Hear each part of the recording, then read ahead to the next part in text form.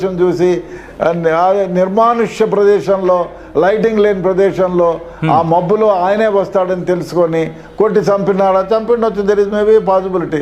లేదు ఆయనకు అంతగా ఆయనే కళ్ళు తిరిగి కింద పడిపోయి చనిపోయి ఉండొచ్చు. లేదు వెనకాల నుంచి బండి వచ్చి కొట్టి ఆయన కింద పడిపోయి యాక్సిడెంట్ అయ్యి చనిపోయేదానికి ఆస్కారం ఉంది. అంతేగాని ఇన్వెస్టిగేషన్లో తేలుతాయి. అంతేగాని ఏదో ఊహాగానాలు పెట్టుకొని మాట్లాడి అది నిజంగా ఎవరో అట్లాంటి మనిషిని డూపుని సృష్టించి how can it be possible? ఆయన ఇంట్లో నుంచి డూపుని అదే నంబర్ బండి అదే వెహికల్ పొద్దున్నే చూస్తారు కదా. ఇప్పుడు మీరు నంబర్ ప్లేట్లో రాస్తే ఒక నంబర్ ప్లేట్కి ఇంకో నంబర్ ప్లేట్కి there is lot of difference. అదొక్కటి చాలా ఎఫ్ఎస్ఎల్కి పంపిస్తే మీరు చెప్తారు ఈ బండి ఆ బండా కాదా అని.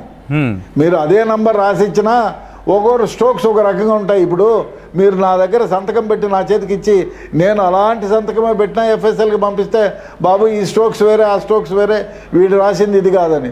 ఒక రకంగా మీరే మళ్ళీ రెండో సంతకం పెడితే వెదవా నువ్వే ఈ సంతకం పెట్టినావని చెప్తారు.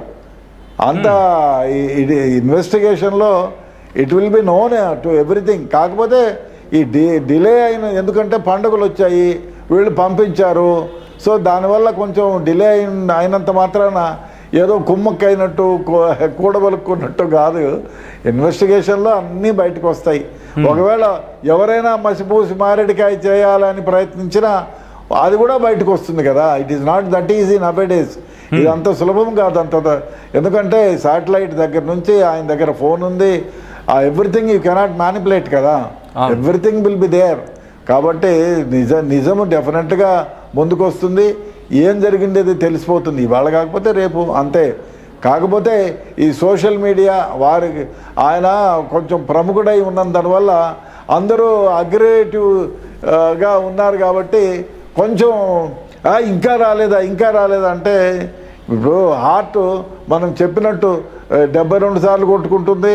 మనం ఇంకా ఎక్కువగా కొట్టుకోవాలని 200 సార్లు కొట్టుకుంటుంది. అది కాదు 500 సార్లు కొట్టుకోదు కదా గుండె. ఆ విధంగా మనం చెప్పినంత మాత్రాన ప్రొసీజర్ ఒకటి ఉంది. ఆ ప్రొసీజర్ ప్రకారమే చేయాలి ఇన్వెస్టిగేషను. అదే కాకుండా వీళ్ళు చెప్పినంత మాత్రాన 1000 రకాలుగా చెప్పుకున్నంత మాత్రాన ప్రతిదానికి పోలీసు వాళ్ళు స్పందిస్తే ఇంక ఇన్వెస్టిగేషన్ ఏముంది? అదే కాదు అండర్ ఇన్వెస్టిగేషన్లో ఉండేది బయటికి చెప్పకూడదు. ఓకే, అన్లెస్ నువ్వు ఛార్జ్షీట్ వేసేంత వరకు వాళ్ళ సంబంధికులకు తప్ప మిగతా వాళ్ళకి చెప్పేదానికి లేదు కదా. అందరికి దేశం అందరికి బహిర్గతం చేయలేరు కదా. మీరు సోషల్ మీడియాలో మీరు ఏదో మాట్లాడుతున్నారని వాళ్ళందరికీ రిప్లైలు ఇచ్చుకుంటా కూర్చోలేరు కదా. You are responsible for the court. But ఇక్కడ సంబంధించిన వ్యవహారం.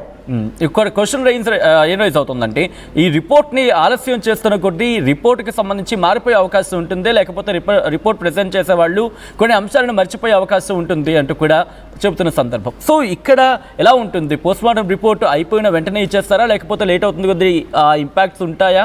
ఎలా ఉంటుందండి? లేదు, ఎవ్రీథింగ్ విల్ బి రికార్డెడ్. ఫోటోలు తీసుకొని ఉంటారు, రికార్డింగ్ చేస్తారు. ఫోటో వాళ్ళు ఎగ్జామిన్ చేసేటప్పుడు రికార్డింగ్ చేస్తారు. ఇంజరీస్ అన్ని రికార్డింగ్ చేస్తారు. అట్లా సులభం కాదు కదా. ఎట్లా మారుస్తారండి injuries? It cannot be. No everything will be return. అన్నీ రాసుకొని ఉంటారు, ఫోటోలు తీసుకొని ఉంటారు, వీడియోస్ తీసుకొని ఉంటారు. చూసి నిదానంగా రాస్తారు. అది లాసరేటెడ్ ఇంజరీనా, కట్ ఇంజరీనా, ఎట్లొచ్చింది అదంతా ఎక్స్ప్లెయిన్ చేసి రాయాలి కదా. ఆ విధంగా చేస్తారు. ఐ డోంట్ థింక్ ఎవరో చెప్పినారని మ్యానిపులేట్ చేసి మసిపూసి మారేడుకాయ చేయలేరు కదా. చేస్తే ఆ డాక్టర్ జైలుకి పోతాడు, అంతే కదా. ఈ cannot do all these things. ఎవరికైనా ప్రాణాలు ఎవరికి చేదండి, ఎవరికి కాదు. వాడు ఉద్యోగం, వాడి జీవితం వాడు కావాలి కాబట్టి ఎవరికి ఎందుకు పట్టిందండి? వాడు ఏమన్నా క్షుణ్ణంగా ఎగ్జామిన్ చేసి న్యాయంగానే ఇస్తారు.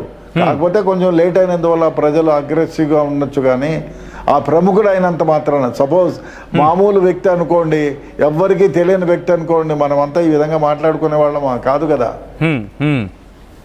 ఎందుకంటే ఆయన కొంచెం ప్రముఖుడు. ఒక సమాజానికి, క్రైస్తవ సమాజానికి, క్రైస్తవ మతానికి సంబంధించిన మంచి వ్యక్తి కాబట్టి వారి గురించి అందరూ ఆందోళన చెందడంలో అది సర్వసాధారణమే. వాళ్ళు ఆందోళన చెందినంత మాత్రాన ఇన్వెస్టిగేషన్ ప్రొసీజర్ని మార్చలేరు కదా. అవును, అది నిదానంగా చేసుకుంటారు. డెఫినెట్గా న్యాయం జరిగేటట్టు చేస్తారు. వారికి న్యాయం, వారి చావుకు కారణం ఒకవేళ ఎవరైనా అయి ఉంటే వాళ్ళపైన కఠిన చర్య తీసుకుంటారు. అది కాకుండా ఏమీ లేదనుకుంటే ఆ విధంగానే ఇన్వెస్టిగేషన్లో రాస్తారు. Right, thank you so much Reddanna గారు. ఆర్టీవీ తెజ అనే అంశానికి సంబంధించి మీ అభిప్రాయాన్ని, అలాగే కొన్ని కీలకమైన పాయింట్స్కి సంబంధించి మాట్లాడే ప్రయత్నం చేసినందుకు థ్యాంక్ యూ సో మచ్ అండి. మొత్తంగా అయితే మాత్రం మా పాస్టర్ ప్రవీణ్ పగడాల కేసులో ఆ మిస్టరీ మాత్రం వీటం లేదు. వారం రోజులు గడిచిన ఈ పోస్ట్ మార్టం రిపోర్ట్ ఇంకా బయటికి రాలేదు అనే అంశానికి సంబంధించి పెద్ద ఎత్తున చర్చ జరుగుతోంది. కేసుని మలుపు తిప్పబోతోంది సీసీ ఫుటేజెస్. ఆ సీసీ ఫుటేజ్